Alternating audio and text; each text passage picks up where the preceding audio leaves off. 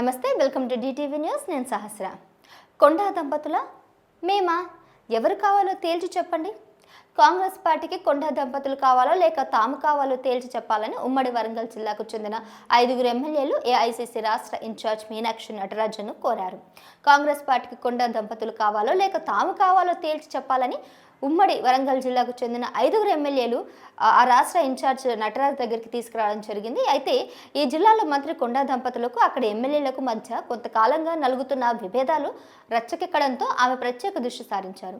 ఎమ్మెల్యేలు ఆయన రాజేందర్ రెడ్డి, రేవూరి ప్రకాష్ రెడ్డి, గుండ్ర సత్యనారాయణ, అలాగే నాగరాజు, కడియం శ్రీహరి, ఎమ్మెల్సీ బసవరాజు, సారయ్య, జిల్లా కాంగ్రెస్ అధ్యక్షులు ఎర్రబెల్లి స్వర్ణ కూడా, చైర్మన్ వెంకటరెడ్డి తదితరులు ఆదివారం హైదరాబాద్లోని ఎమ్మెల్యే క్వార్టర్స్లో మీనాక్షి కార్యాలయానికి వచ్చి కలిశారు.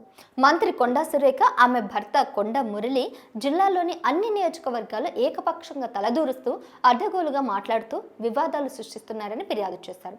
వారి వల్ల ఎదుర్కొంటున్న ఇబ్బందులను వివరంగా రాతపూర్వకంగా తెలిపారు. వారు రాష్ట్ర స్థాయి ముఖ్య నేతలపై కూడా లెక్కలేనట్లుగా వారు వివాదాస్పద వ్యాఖ్యలు చేసినట్లు పార్టీకి తీరని నష్టం కలుగుతుందని జిల్లా నేతలు ఉదాహరణతో సహా మీనాక్షికి చెప్పారు.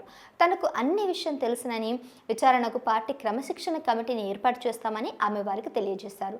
పార్టీలో విభేదాలుంటే అంతర్గత వేదికలపై చెప్పాలని, మీడియా ముందు ఎవరు మాట్లాడొద్దని ఆమె గట్టిగా హెచ్చరించారు. నేతలతో కూడా మాట్లాడడం జరిగింది. ఆమె సూచనలతో ఎమ్మెల్యేలు మీడియాతో మాట్లాడడానికి నిరాకరించారట. ఇక సమావేశం అనంతరం పీసీసీ క్రమశిక్షణ కమిటీ చైర్మన్ మల్లు రవిని తన కార్యాలయానికి పిలిచి మీనాక్షి చర్చించారు.